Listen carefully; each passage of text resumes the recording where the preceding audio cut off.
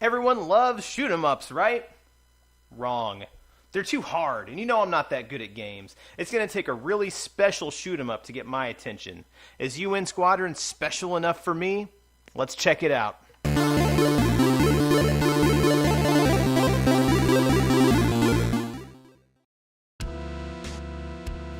What's up, nerds? I'm Longy Long, the Ghetto Gamer, helping you grow your retro collection from an ugly little worm into a beautiful retro butterfly. If that sounds like something you're into, hit that subscribe button so you can follow along. At first glance, UN Squadron is your typical side-scrolling shooter, but once you fire it up, you start seeing some complexity and depth that you don't usually find in that genre.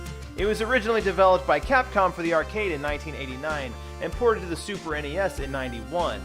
And if you think Capcom is crushing it today, well, they were crushing it back then. They've been crushing it for a long time. You'd think it'd be crushed by now. UN Squadron was originally released as Area 88 in Japan. It was based on a popular manga. It was based on a comic. And regardless of what you call it, the comic was popular enough to spawn a television series, a couple of board games, model kits, and a couple of video games.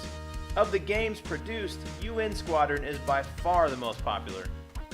Players get to select their pilot from any of the three main characters from Area 88, and each one has its own special trait. One of them powers up faster, one is better able to recover from damage, and I don't know what the other one does. In addition to choosing your character, you can also spend the money you earn to buy new planes and unlock new power-ups. Of course, once you run out of continues, all that goes out the window and you dead. This was before the days of unlocking weapons and scopes and skins and freaking pay-to-win nonsense. Unless you were at the arcade, in which case literally every game was pay-to-win. Anyway, the ability to earn and spend money really gives this game a feeling of depth that most other shoot-em-ups don't have. Also, unlike other shmups, UN Squadron has this crazy thing called a life bar. You can actually get hit more than once before your plane is destroyed. Once you're hit, it'll start flashing, and you have to not get hit long enough to recover. What a concept!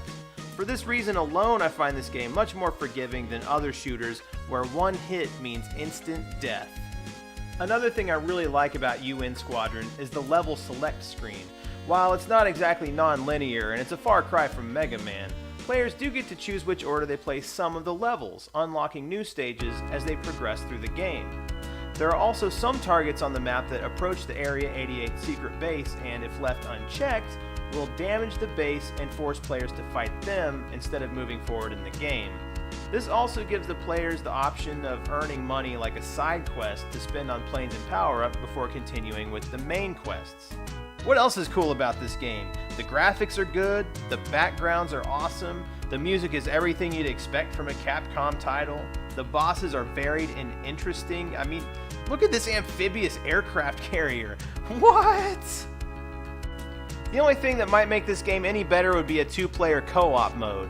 And while they do have it in the arcade version, I guess the Super NES version just couldn't handle it. If only they'd had blast processing.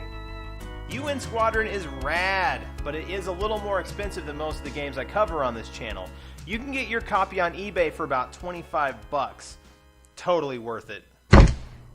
If you want to keep growing your retro collection with me, be sure to subscribe. It's like an adventure. And if you want to see some of my old videos, they're here.